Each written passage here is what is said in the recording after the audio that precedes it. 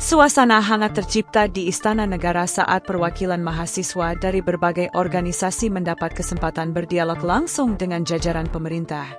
Pertemuan ini menjadi ruang strategis untuk menyampaikan aspirasi sekaligus memperkuat iklim demokrasi di tanah air. Koordinator Media BMC Kerakyatan, Pasha Fazilah Afaq, menyebut undangan silaturahmi ini sebagai wujud keterbukaan pemerintah. Ia menilai respons yang diberikan cukup positif, bahkan akan segera diteruskan kepada Presiden. Meski berhalangan hadir karena agenda lain, Presiden tetap menitipkan komitmen mendengar suara mahasiswa. Beberapa perwakilan mahasiswa, seperti Caleb Othniel Aritonang dari UPN Veteran Jakarta dan Palosa dari Universitas Yasi, menegaskan pentingnya pengawalan aspirasi. Mereka sepakat, komitmen pemerintah untuk mendengar suara mahasiswa tidak boleh berhenti hanya pada pertemuan ini, melainkan harus berlanjut pada tindakan nyata. Dari kelompok Cipayung, Ketua Umum GMNI Rishad Fahlevi dan Ketua Umum PBPMIM Syofiullah Cokro turut menekankan perlunya keterbukaan pemerintah. Mahasiswa pun menutup pertemuan dengan semangat baru. Kritik dan koreksi yang mereka sampaikan bukan bentuk perlawanan, melainkan wujud kecintaan terhadap bangsa. Ada acara maulid di Istiqlal kebetulan. Iya? Belum sempat ketemu sama Pak Presiden.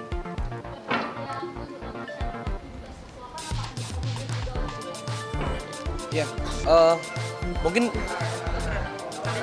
ya tadi mungkin sudah perkenalkan, nama saya Caleb, saya Ketua BEM UPN Veteran Jakarta. Tadi sudah disampaikan oleh kawan-kawan yang masuk ke dalam dengan Pak Mensesnek dengan Pak Mendikti, bahwasanya 17+8 harus bisa diakomodir, dan Pak Mendikti dan Pak Mensesnek pun mengiyakan untuk bisa mengakomodir setiap aspirasi yang sedang trending per hari ini gitu, 17+8 seperti itu.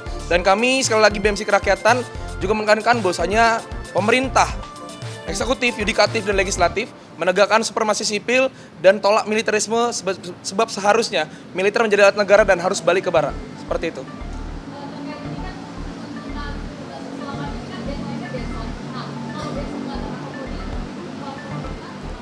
Iya, per hari ini sebenarnya kami menemui Bapak Menteri, Pak Mensesnek dan Pak Mendikti. Bukan berarti ini kemenangan yang sudah mutlak bagi kami, tetapi harus ada pengawalan yang jelas gitu. Dan kami mengajak seluruh masyarakat untuk bisa mengawal apapun tuntutan, baik 17+8 ataupun aspirasi ataupun tuntutan yang disebarluaskan ataupun disuarakan oleh masyarakat di setiap daerah, itu harus tetap dikawal dan tetap disuarakan seperti itu.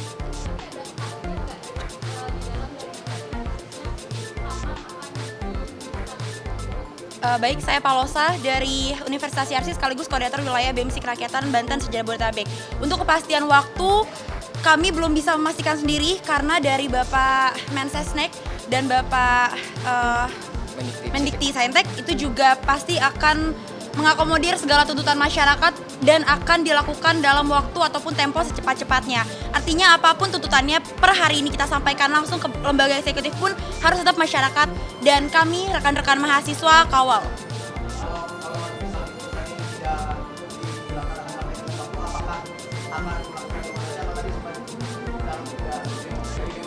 Oke, untuk tidak ada kejelasan tersendiri gitu untuk demonstrasi dan tidak ada juga untuk menahan tidak demo dari Bapak Menteri di dalam gitu. Artinya apapun tuntutan yang kita sampaikan itu sudah diterima dengan baik dan akan dilakukan dalam tempo secepat-cepatnya. Tentunya perlu pengawalan tersendiri dari kami selaku masyarakat dan mahasiswa. Kurang lebih seperti itu. Assalamualaikum warahmatullahi wabarakatuh. Selamat malam rekan-rekan pers sekalian. Terima kasih atas kehadirannya yang membersamai rakyat Indonesia yang menjalankan demokrasi ini. Kami kawan-kawan Cipayung hadir di Sekretariat Negara atas tindak lanjut dari forum aspirasi yang dibuka oleh DPR kemarin. Kami hadir di sini bersama kawan-kawan di sini dan beberapa poin tuntutan yang kami sampaikan di DPR secara umum kami sampaikan pada Sekretariat Negara selaku perwakilan pemerintah. Beberapa yang menjadi titik fokus kami adalah bagaimana kawan-kawan aktivis di seluruh daerah dan seluruh kabupaten kota bisa tidak ada yang dilakukan kriminalisasi. Pembebasan aktivis ini tentu menjadi tujuan pokok kami. Lalu yang berikutnya adalah mengenai bagaimana tim investigasi harus dibentuk oleh Presiden, dan berikutnya adalah kebijakan-kebijakan yang berpihak kepada masyarakat, misalnya pajak dan lain sebagainya, agar tidak dinaikkan oleh Presiden dan pemerintah, seperti itu. Kawan-kawan yang lain silakan. Ya, Baik. Rishad dari DPP GMNI, Ketua Umum. baik, jadi kami menambahkan, jadi tadi kami mengusulkan bahwa sebagai langkah konkret untuk tidak ada kriminalisasi dan pemukaman suara aktivis, jadi kita sama-sama membuat report dan krisis desk untuk kita sebagai civil society, khususnya organisasi-organisasi ini, mengumpulkan temuan-temuan yang ada di seluruh kabupaten kota yang ada di Indonesia, karena kami ketepatan organisasi yang ada di nasional, tentang kriminalisasi oleh aktivis. Nah, pengumpulan itu kemudian tadi pemerintah juga sudah setuju untuk akan dibantu proses pengeluarannya. Itu.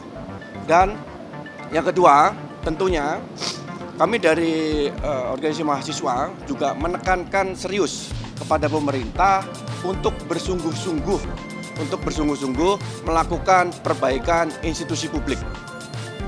Untuk bersungguh-sungguh melakukan perbaikan institusi publik dan memberikan atau membuat institusi publik yang inklusif, yaitu institusi publik yang menyerap aspirasi masyarakat dan mendistribusikan hak. Jadi itu yang kawan-kawan tadi sampaikan di dalam. Sedikit menambahkan dari dua kawan saya yang tadi kami juga sampaikan.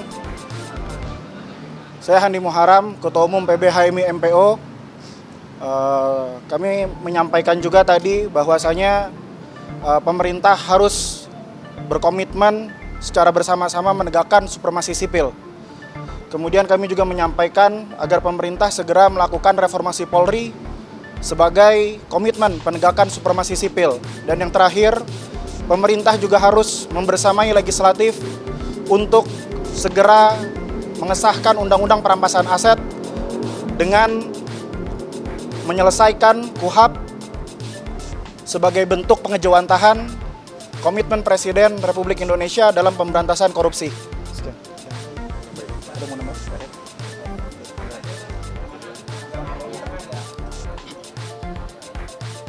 Saya dari PBPMI Cokro, kami tadi juga menyampaikan bahwasanya pemerintah juga harus terbuka, harus memberikan ruang terbuka kepada mahasiswa, kepada masyarakat secara umum, bahwasanya ada kendala-kendala yang akan dihadapi oleh pemerintahan, itu juga bisa disampaikan secara terbuka kepada masyarakat umum agar kita mahasiswa, agen-agen intelektual, kaum cendekiawan itu juga bisa membantu, tidak hanya menuntut tapi juga membantu, karena kita semuanya pasti menginginkan negara kita, bangsa kita menjadi bangsa yang maju dan terdidik, kayak gitu.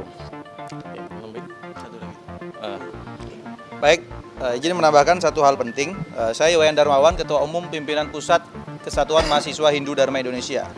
Jadi pasca eskalasi dan aksi demonstrasi belakangan ini, kita melihat Presiden bertemu dengan Ketua Umum Partai Politik di Istana. Tentu itu menunjukkan betapa kuatnya posisi Presiden hari ini, ditambah juga dukungan publik atas langkah-langkah yang diambil oleh Presiden. Oleh sebab itu kami mendorong dengan adanya dua kekuatan ini, Presiden untuk dapat melakukan dan mengambil langkah-langkah strategis ke depan.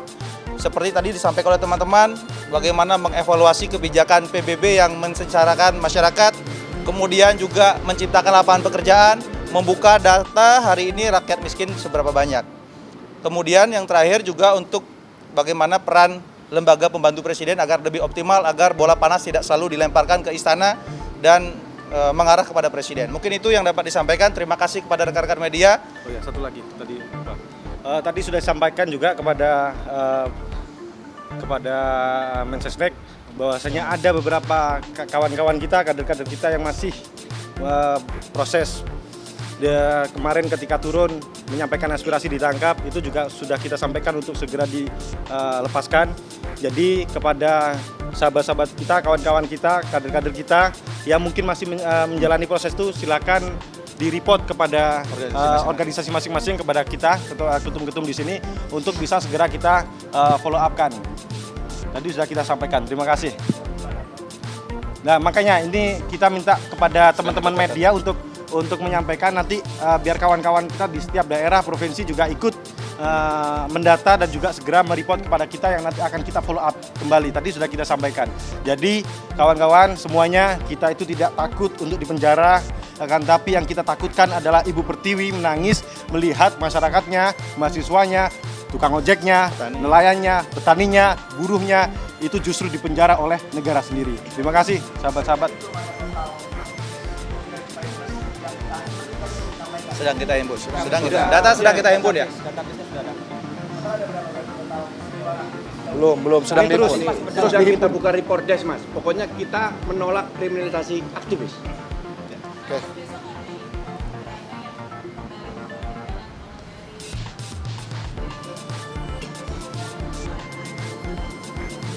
Banyak nih. Banyak masing-masing itu.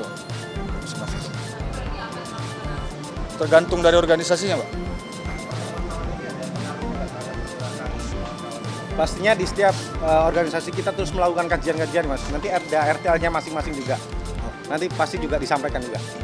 Baik. Mungkin satu lagi lah. Oh ya, itu sudah dicabut. Kami sampaikan. Kami sampaikan. Kami sampaikan.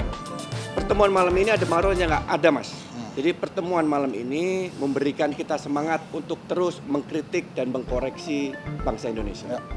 Terima kasih. Karena beliau sampaikan Mungkin bahwa kritik dan koreksi adalah bentuk kecintaan masyarakat terhadap negara. Ya.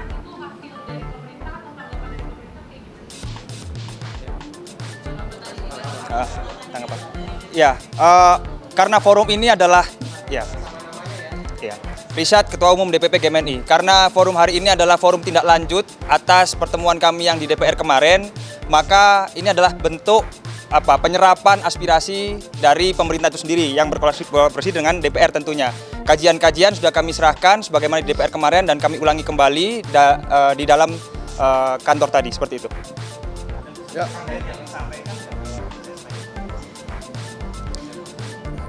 Ya intinya aspirasi diterima dan akan ditindaklanjuti secepat-cepatnya dan berkoordinasi dengan kementerian dan lembaga terkait di bawahnya. Itu ya.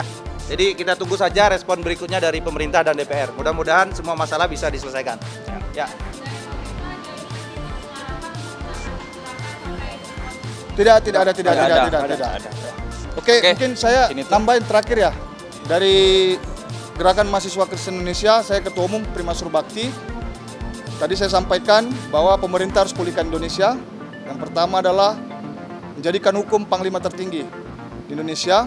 Yang kedua tadi kita bicara ekonomi, bagaimana mengatur tata kelola sumber daya kita agar dikelola dan digunakan untuk kemakmuran rakyat. Tadi juga kita banyak sampaikan bahwa bagaimana pemerintah bisa mengatur untuk kemakmuran rakyat, bagaimana tadi juga kita cerita tanah kita dikuasain oleh pihak swasta, bagaimana juga kita impor beras, impor minyak dan semua. Jadi kita juga menyarankan agar pemerintah bisa mengelola dengan baik dan tidak ada uang negara yang dirugikan, tidak ada rakyat yang dirugikan. Kami juga meminta untuk tegas terhadap koruptor dan mafia-mafia yang merugikan rakyat. Dan yang ketiga juga tadi GMKI menyampaikan bahwa banyak warga gereja juga yang dipersekusi, banyak warga gereja juga yang diintimidasi, bahkan ada pelanggaran HAM. Tadi saya juga menyampaikan kepada Pak Mensesnek agar mengkaji, merumuskan kembali peraturan presiden, draft peraturan presiden yang sempat tertunda pada zaman Pak Presiden Jokowi dengan melibatkan seluruh pimpinan agama. Itu saja dari GMKI, terima kasih. Oke, terima kasih kawan-kawan pers, mungkin cukup ya.